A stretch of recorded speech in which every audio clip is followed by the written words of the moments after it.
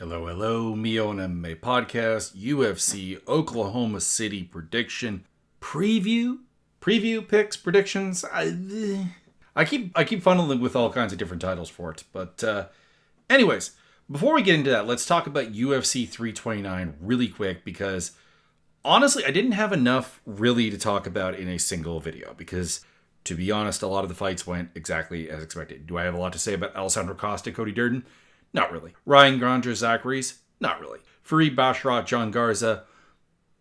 A little bit. We'll circle back to that one, but it's more of a out-of-cage thing. Do I have a lot to say about Damian Pinas versus Cesar Almeida? I was wrong, but not really. I don't really have much to say. If you remember my prediction video, I said that if Pinas connects really, really clean and knocks him out and destroys him, that would be fine. That would be expected. That would be perfectly in line for what happened, and that is what happened. Almeida was outclassing him on a technical level, not by an avalanche or anything like that. I'm not trying to condense a narrative of Almeida destroying him and wrecking him, but was a half step ahead of him, and then he got nuked. Tracy Cortez, Wong Kong, nothing. Luke Riley, Kai Kamaka, nothing. Yanez versus Garbrandt, nothing. Stevenson versus Ellison. Might circle back to that one, but not really. Whitaker versus Krylov. We'll circle back to that one. Green versus McKinney. Nothing. Royval versus Kavanaugh. We'll circle back to that one for completeness, but that's about it. Bautista Sandhagen. Nothing. Pimblett versus Benoit Saint Denis. Nothing really. And of course, then we had the main event, Max Holloway versus Conor McGregor, which is the one I really, really want to talk about because it's the main event and it's the big fight for the year. This is hilarious because Conor McGregor is right now campaigning for this to be turned into a no contest on the basis that he was injured coming into the fight, which is hilarious because one, both him and John Kavanaugh have claimed that that is not the case. MMA coaches, MMA fighters continue to be bullshit. But number two, that there would be no relevant reason to even discuss that because whether he was injured beforehand or after is an interesting thing. Did he come in injured? Did he not come in injured? That's an interesting thing. I suspect that he did. The body language was a bit off. The way he took his shoes off was a bit weird. It looked like something was off, and I didn't think injury at the time. I thought maybe it was nerves. Maybe it was like this. We're back. We're in the pressure cooker that we haven't been in a while. And even Conor McGregor needs that moment to collect himself and go in there. But then he goes in there, throws a switch kick, hurts his knee. Either hurts his knee or hurts his knee worse. Take your pick. And then does it again. And yeah, you didn't want to be in there. Whether it was because you didn't want to be in there because you knew you were hurt, or you didn't want to be in there because you don't want to be fighting anymore, or you don't want to be in there because you didn't know how you could beat Max Holloway. These are all on the table. Every single one of them. I'm not going to pretend to be in Conor McGregor's brain. And it was a joke of a fight, and people were not happy about it. And poor Max Holloway is about the only person I feel bad for in this, because he's up there trying to sell a trilogy fight to get a payday, and no one's interested. No one's buying. If you bet money on Conor McGregor, I have no pity for you because what were you doing? Apparently, a lot of people were doing that. There was apparently a lot of money on Conor McGregor. I tend to disbelieve the whole 92% of money is on Conor McGregor because then the betting line doesn't make any sense because Holloway was the favorite. I got Holloway at way, way, way too close to even money, but he was the favorite. So that doesn't really make a lot of sense. I'm sure there's a mathematical equation to get there because of better frequency versus the money and all that stuff. Probably could get there somewhere, but it was a joke of a fight, and the rest of the card was good. Paddy Pimblett submitting Benoit Saint Denis was cool. Not surprised. Again, I didn't really understand the people who were really, really, really confident on Benoit Saint Denis. Now, I'm not gonna reverse history here and say, nah, dudes, I called this Pimblett destruction thing. Because I didn't. Realistically speaking, I thought that Pimblett would win because Benoit Saint Denis would fade, and I did not have first round stoppage. It was not what I was thinking. But I really couldn't imagine what a Benoit Saint Denis win looked like. So I was very puzzled by people being very, very pro Saint Denis. I got pinned, but again, underdog odds. It's insane. Bautista versus Sandhagen. Only thing I can really say is that Mario Bautista maybe won, maybe didn't win. I scored it for Sandhagen live. I have no problem with the Bautista scorecard. He won the third round very clearly, and that was the clearest round. But he did this while Sandhagen was clearly hurt. That's not amazing. Royval took what Charles Johnson did to Loney Kavanaugh and did better with it. Pressure, extend combinations, make him pay for kicks, and you've got yourself a nice winning formula. And we'll see if Loney Kavanaugh and his coaches can plot their way around that, because it's come out in 2 fights that this is a problem for Loney Kavanaugh. And another thing he needs to do is just stop being a bit of an idiot. Like the pulling of the guillotines was very, very dumb. You have the power. You knocked Royval down in the second round. You have good technique. You just need to actually respect your opponent's ability to be offensive and come up with ways that actually allow you to terminate exchanges in your favor, rather than just be like, well, I'll just athlete my way out of this, or I'll threaten something and they'll back off. They'll panic and they'll disengage. And at this level, in this weight class, that's not happening. So hopefully Kavanaugh takes a lesson from this. And I really do think that Brendan Moreno fight may actually legitimately be bad long term, because it allowed him to go in there and get a big win, like a former champion scalp, with addressing zero of the problems with this game. Like absolutely nothing. So there is that. King Green defeated Terrence McKinney because the fight went over a half round, and Terrence McKinney can't win in over a half round. That's the answer. Now, I will say, McKinney saying he should have got to a second round, hilarious, because, dude, you quit on a body shot. You gave up. You were done. You've been in your career done in the first round. So, no idea what that's about, other than just empty ego. Robert Whittaker looked good against Krylov. He got a little tired. He got a little heavy breathing. He's always been a heavy breather, though, so I didn't really... I disagreed with the commentary, saying he looked unprepared, he looked gassed, he looked fat. He did look a little soft, he did look a little... Don't get me wrong, but I think it was more in keeping with, like, him in general. And I certainly hope that he gets the weight cut down a little bit better, I don't think it's as big of a problem as commentary did, is I guess what I'm saying. I have nothing to say about Gable Stevenson and Elijah Ellison, other than Stevenson's doesn't look great, but he looks like a guy who, for the number of fights he has, is fine.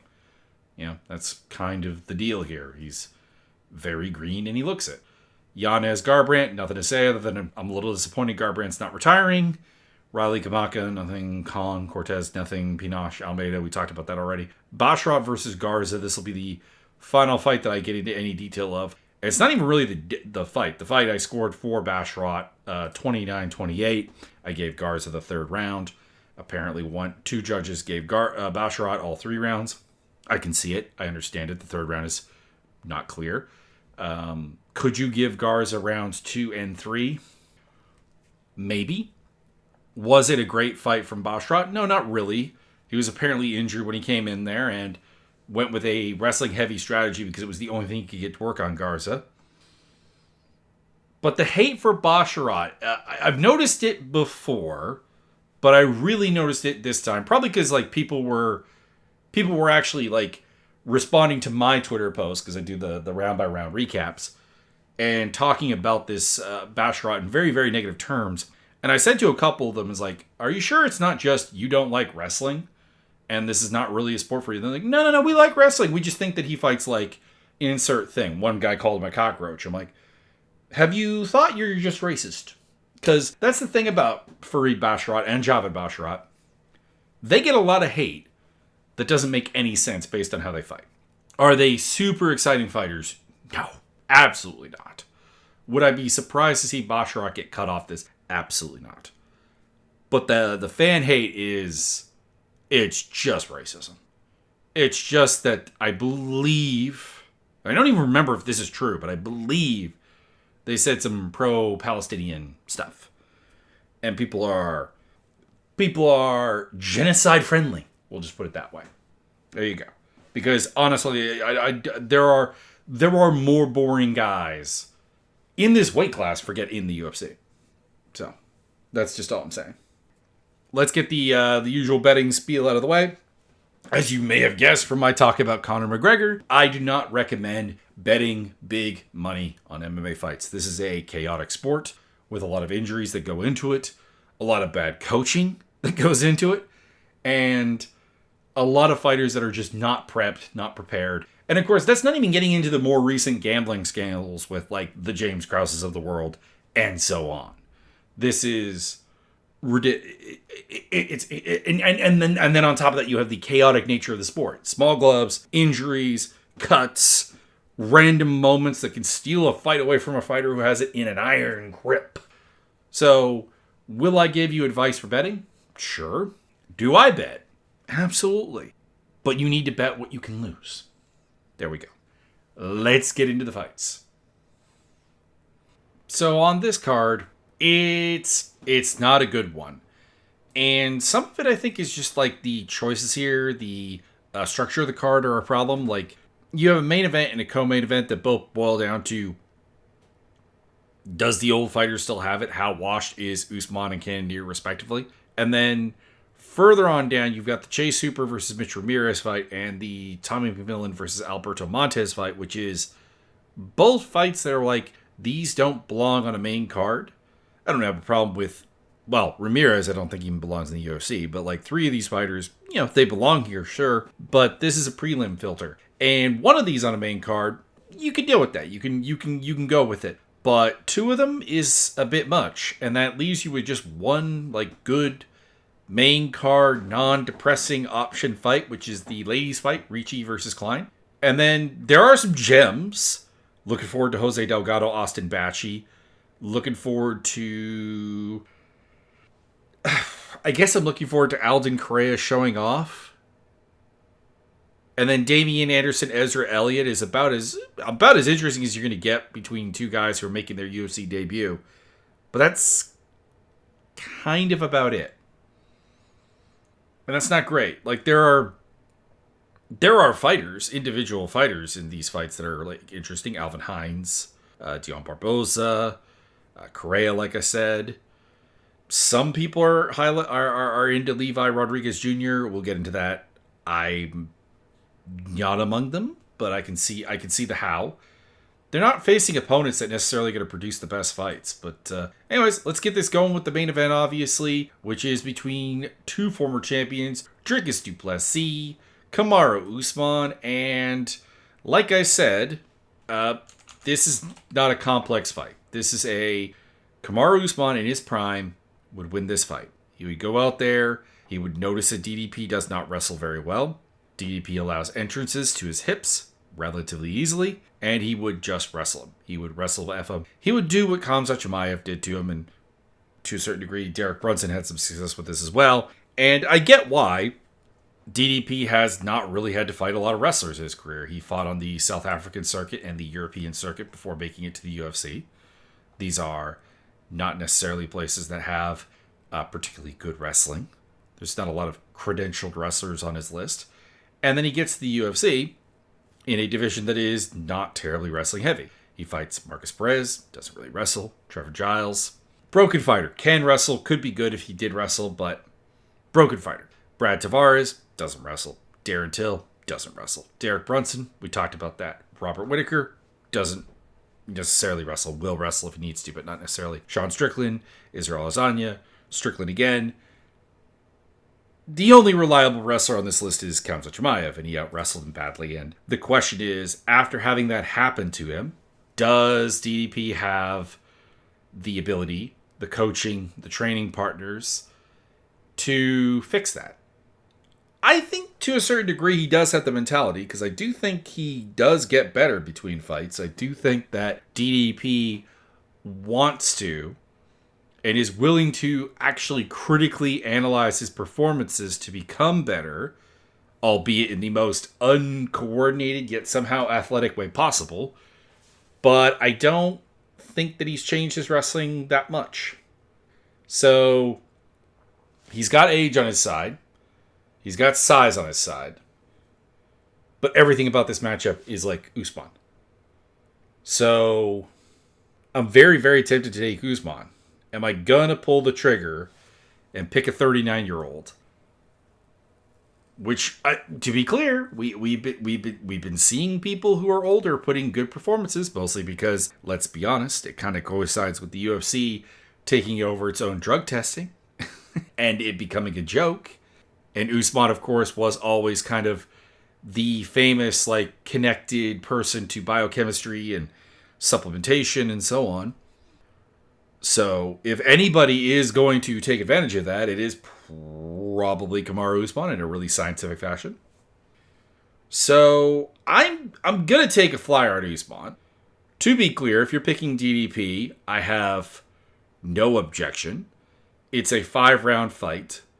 I'm picking Usman to win a fight that he doesn't really have a way of finishing, necessarily, against a bigger guy, against a guy who is hard to control.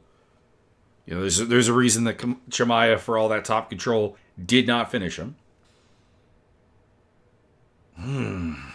But yeah, I do have to do it. And I do think if you're betting on this fight, you do have to look at Usman, who is a plus 185 to plus 203 favorite or underdog, and DDP, who's a minus 213 to minus 250 favorite, and kind of come to the same conclusion as me. So not gonna be shocked. Not gonna be shocked if the wheels just fall off of Usman in any fight going forward. But I am gonna pick him. The stylistic matchup is just not good for DDP. It's not something he's developed much of a counter for, except to wrestle you back. And I don't think there are very many people who on, and this is like, it's not even a knock on DDP. I'm not sure there are many people. You're probably not going to run out of hands and fingers and toes trying to come up with the number of people who can actually do that to Kamaru Usman. So, gonna go with Usman. Jared Cannonier versus Christian Leroy Duncan. Basically echo everything I said above about the older fighter. In his prime, Jared Cannonier will win this fight. And he would do it probably fairly easily. Because Christian Leroy Duncan is not particularly good. I'm trying to think of how to put this, because not particularly good is not the answer to what I would want to say here. It would not be accurate, because he is athletic, he is fast, he is explosive, he is dynamic, he is powerful, he is strong. He has all the physical capabilities you would want in somebody. It's just there's not really a lot of fight IQ and not really a lot of connective tissue to his game. He throws really cool single strikes from range. Undoubtedly, they're very, very nice. But ask him to maintain that range, keep that space. It's not really there. It's not really there. And ask him to consistently apply that power. It's not really there. He's way too willing to clinch in a way that has got him into trouble a couple of times. But Jared Cannonier's defense was always a bit of a problem. It was never particularly solid. It was never the most advanced, the most nuanced. And his chin is starting to degrade. He got knocked down, finished by Nassourdine Imavov for the, I believe, first time in his career, excluding like the heavyweight run where he got knocked out by Sean Jordan. And Dominic Reyes at 205. So maybe I need to take that back. But first time at 185 he got finished. And Michael Venom Page hurt him a number of times. And even Gregory Rodriguez, Kyle Bahayo did as well. So I don't really trust Cannonier to get a finish. I don't really trust him to weaponize the wrestling as much as he probably should. And his defense has been going downhill, downhill, downhill, downhill as he gets slower. So I do think I have to go with CLD here. I have to go with CLD by decision. I think he will hurt Cannonier a number of times, and those will swing the rounds. But I don't think I trust him to actually finish it. I want him to finish it. I want to be wrong.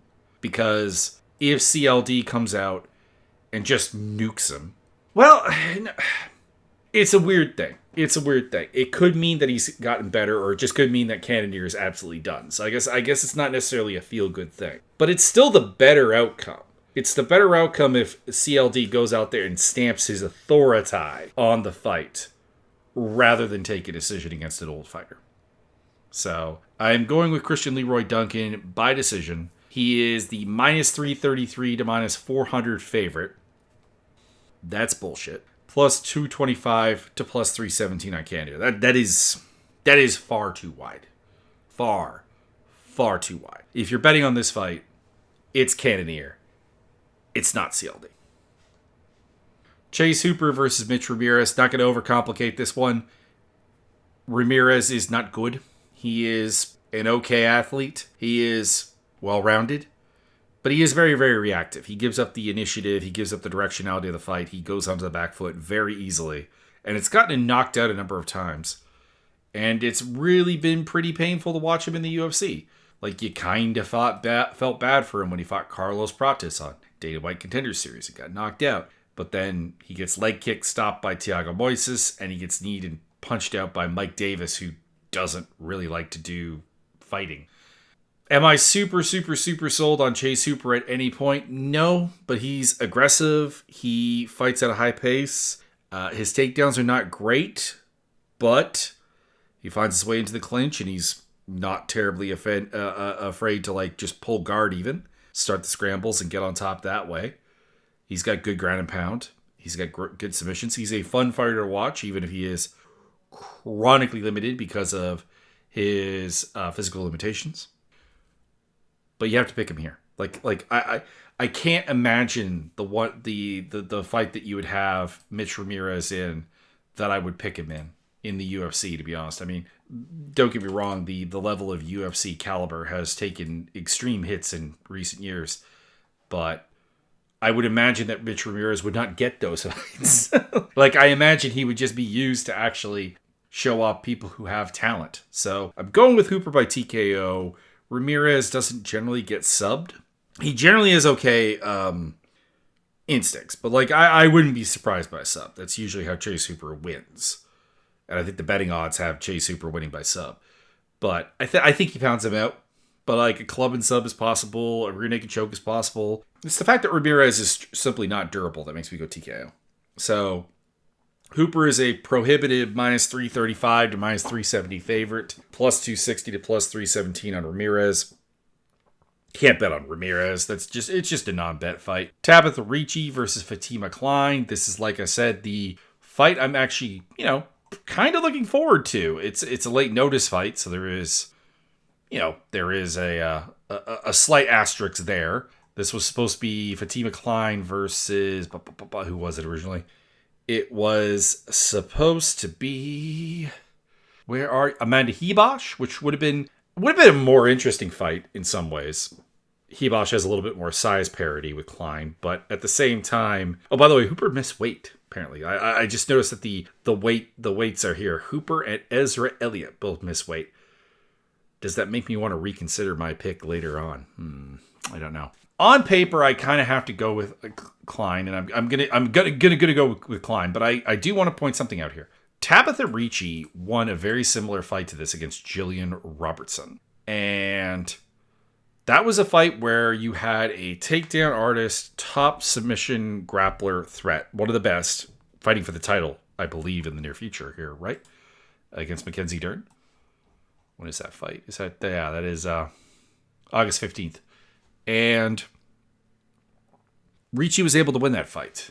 And it's one of those things that Ricci is really overachieved. There should be an atomweight division for her because strawweight, really the only thing missing from her is size. I'm not saying there's like not weaknesses in her fight game or whatever. There is. There are some fights that she has been awkwardly bad in. But when you look at it, she fights at a high pace. She scrambles really well. She grapples really well. Her striking has pretty solid form on it, although Her striking is the most inconsistent thing on the planet, frankly. There are some fights where she just doesn't look like she knows what she's doing. But there's the fact that she really cannot finish people. She's fought Maria Oliveira, Paulina Viana. These are not good fighters, and like her only finish is an armbar over a very, very washed up Jessica Penne. How old was Penne when that fight happened? Penne was 40, so there you go. That tells you what you need to know. Penne would go on to lose to Elise Reed and then retire. Or at least she has no fights after that. Klein is kind of the same. She's a bigger version of Ricci in some ways, but like she's really putting something together. She's figuring it out. She's figuring out striking. She's always had a very solid takedown game and grappling game, lockdowns, submissions, that kind of thing. I'm very hyped for her. I still don't really love the fact that her and Erin Blanchfield are kind of just training with each other. It's a little bit of a problem. Like don't get me wrong, like those are really solid training partners for each other, but it feels like more of a support system probably is inevitably needed over at the MK Muay Thai crew. But hey, it's working. I'm going to go with Fatima Klein. I'm going to go with her by decision because Ricci is tough, and Ricci is scrambly, and Ricci is hard to finish. I would say that the odds are a little bit wide here at minus 400 to minus 500 on Klein, plus 320 to plus 376 on Ricci. But I guess not. That's only slightly wider than the Christian Leroy Duncan versus Jared Cannonier fight is.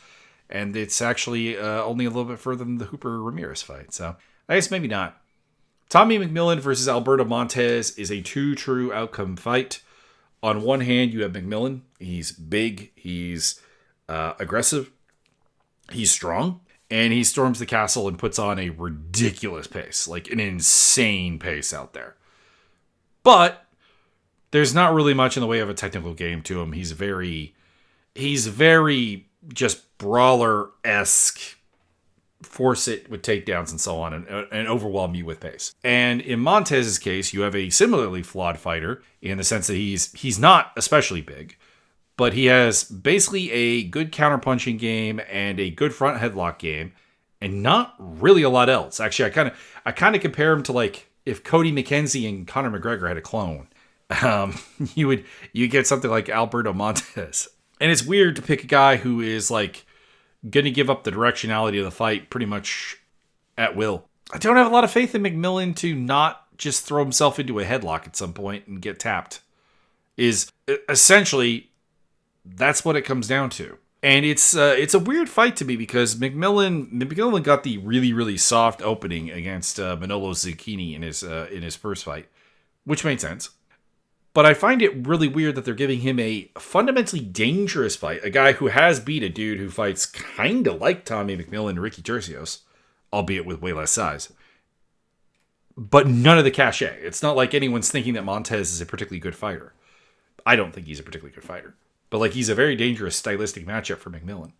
So like in that regard, it seems very, very weird because I know they want to push McMillan. But yeah, I just see him at some point getting caught in a front headlock. Getting tapped by an Anaconda or a Darce or a Peruvian necktie or whatever. Probably Anaconda or Darce. I don't think Montez goes for much beyond that. But it's there. It's threatening. And it's also probably that he's an underdog. This is probably a fight that if you told me that Tommy McMillan was underdog in, I probably would have gone with him. He's minus 156 to minus 175. He's not a huge favorite by any means. Plus 128 to plus 150 on Montez. But like they're both fighters that have like a game that is interesting and interesting to prepare for, but not necessarily good. Like there are gaps aplenty for both of them. And that's your main card. Jose Delgado versus Austin Bashi is probably the most interesting fight on the card, but at the same time, it is kind of a true outcome fight. Like I don't want to oversimplify it and say it's striker versus grappler, but it kind of really is. With Delgado, you have a creative, dynamic, powerful, technical striker from the MMA lab. He scrambles very, very well, but the wrestling is a bit weak. And at 28 years old, I think there are still some improvements yet to come. And he's done very, very well. Losing to Nathaniel Wood is not a problem. And beating guys like Andre Fili and Haider Emil is very good. And he's done it by violent fashion and very, very fun. So, like, I'm a big, big fan. And then in Austin Bashi's case, he is a aggressive, pretty athletic wrestler. The striking is... it's there, but it is very limited. It's very green. It's what you would expect from a 24-year-old wrestler who's kind of learning to strike. Like, there's nothing wrong with Austin Bashi for this point in his career. It's just there's work to be done. There's developments to be made. There's step-ups to happen. And maybe we'll see that here, and it'll be phenomenal. But that's kind of the thing, is that while I have concerns about Delgado's takedown defense, because he got taken down by Connor Matthews, of all people, but also Andre Fili and Nathaniel Wood, these are all lesser takedown artists than Bashi, but they couldn't control him. And Bashi doesn't really control people. He scored 10 takedowns in his Dana White Contender Series fight, which averaged about 30 seconds of top control. And he had issues controlling Christian Rodriguez. I'm not going to worry about that too much. Rodriguez is what he is. Rodriguez is a spectacular counter wrestler. But he's also a bit short.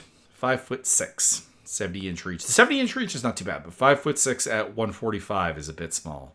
I'm going to go with Delgado. I'm going to go with him by decision. I could see a knockout. I could see him catch a hot knee or a nice hard counter hook or whatever.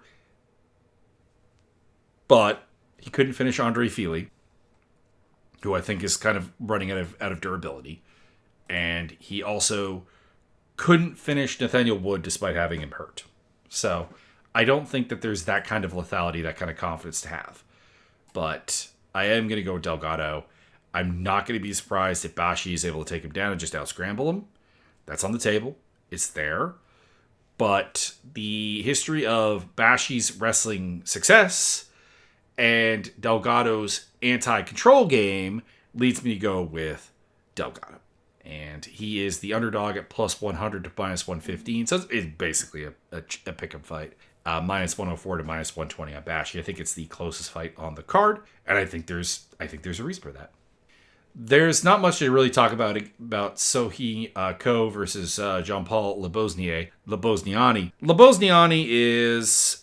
They both fought Phil Rowe, which is interesting, and beat him in their last fights. But talk about a meaningless fight, because Phil Rowe is weird. Phil Rowe is not, like, importable onto really anybody else in the division, except for, like, I guess, there's a little bit of Neil Magny, I guess. Tall, clinch-heavy, black fighters. But, I just have to go Ko. Lebosniani's game is very much about fighting in mid-range, because that's what his size kind of requires, and also being able to weaponize your own grappling. And Ko is a really good wrestler. He's kind of boring on the feet. He's not really a finisher on the ground, which makes it a little bit lame. But this kind of feels like a lot like Ko's win over, say, Oban Elliott, for example, who is a guy who didn't really have the ability to just stay at range. You could also say that it's not that different from Phil Rowe, to be honest, in a lot of ways. He has been knocked out twice in his career. He is a little bit chinny, it seems. And Lebosniani is a good athlete, but I don't really think about Lebosniani as a one-punch knockout artist, really. Like, there are some TKOs on his record, obviously. He had a head kick and right hook knockout over Jack Condon on the Contender Series to get into the UFC. That being said, Condon is not good. Condon's thing is just being big, realistically. And Lebosniani was unable to really hurt Phil Rowe. There are other examples of this. The Victor Kooks fight is a good example of that. I don't trust it. And not for nothing, Lebosniani's two losses are to Jacoby Jones by referee stoppage and Spike Carlisle by knockout. So it's not like he's himself a pillar of durability and reliability in that regard. So going with Ko, decision. He's a minus 180 to minus 225 favorite, plus 150 to plus 175 on Labosniani. I'm not going to talk much about Felipe Franco versus Levi Rodriguez Jr. I just don't think either of them were all that good. Franco debuted against Mario Pinto. He survived, which is cool. It's better than I thought he would do. But he's kind of just a lumber forward, clinch and grab you guy, which is kind of dull. It's kind of boring. Kind of eh. And Rodriguez is kind of vulnerable to that. He let Freddie Vidal do this. And by the way, both of these guys fought Freddie Vidal on the Contender Series. Vidal beat Franco. Rodriguez beat Vidal and then tested positive for something. I'm assuming anyways. Hang on. Let me quickly look and see if I know what drug it was. Nandrolone. There you go. And he's got a little bit of pop. He's got a little power. I'm going to take him by TKO here over Felipe Franco. But, I don't know. This could be just an ugly fight. Rodriguez is the minus 144 to minus 188 favorite. Plus 125 to plus 140 on Franco. Not touching it with my money. Alden Correa is going to beat up Stuart Nickel. And I feel bad saying that because Nickel is persistent. He's reasonably technical. He has good ideas. He's brave. He's mentally tough. He shows up in shape. And, much respect. Nothing but respect and love for him. He does not have the physical attributes of a UFC level flyweight. He just does not. And the problem is that unlike some guys like, say, a Jimmy Flick, who makes up for that by being really weird and really hard to prepare for because he goes out there and he looks like nothing you've ever seen or trained with before, Nickel is just kind of like textbook. Like, it's the problem is that, like, it's a good textbook. It's a really refined, solid, like, way to put together a textbook fighter. But it means that he's just slower and less powerful and less dynamic and less explosive than your training partners while not being surprising at all. So, Correa by TKO. Correa is a fun fighter, so like I'm here for it, but it is it's a weird booking. Now, granted, I don't know what you do with Stuart Nickel, if I'm being entirely honest, because he's lost to Alessandro Costa, Lucas Hoca, and to Jesus Aguilar. I don't really know what you do with him, but it is what it is. This is the widest line on the card at minus 733 to minus 1200 on Correa, plus 600 to plus 700 on Nickel. I don't know if I would bet on that line. That's a little bit too wide for me to like really consider betting on. But like at the same time, I don't really even know what a Nickel win looks like here. Correa is a good, volume, fast wrestle boxer, decent athlete. He trains with Joshua Van and company. They're really, really well prepared and make the best of themselves. So you give him an athletic edge, and I don't see how he loses. To be honest, like is what it comes down to. You are going to have to be a better athlete than Correa to get that win. Alvin Hines versus RJ Harris. This is another short notice fight. We talked about that with the Fatih Klein one earlier. This was supposed to be Alan Fry Jr. versus Alvin Hines, which I would have taken Alvin Hines in pretty easily. And I'm taking him here against RJ Harris. Although it's a little bit more interesting because Harris is 6'6" and has an 80-inch reach, which is quite big. I will say that I like Hines. So that's probably doing some heavy lifting here for me, where I want him to be good, even though I don't really believe he's actually really honestly going to be good because, well, realistically, I don't think there's a lot there. But he is aggressive. He is tough. He is a guy with pretty good cardio for the heavyweight division, and I'm looking forward to seeing him kind of just push forward into Harris. And he also dealt with a relatively high reach fighter in his debut because he fought Junta Deniz and lost a decision to him. But Deniz is a 6'4", 79.5-inch reach guy with a relatively prestigious pedigree as a kickboxer. I assume we will see him not really be troubled by Harris's reach. Harris has a interesting sub game, but he doesn't seem to be really a wrestler. He doesn't seem to be particularly impactful with his pop either. So Hines, just to be that tough, volume, proven commodity by TKO. So he's the minus 120 to minus 142 favorite, plus 100 to plus 116 on RJ Harris.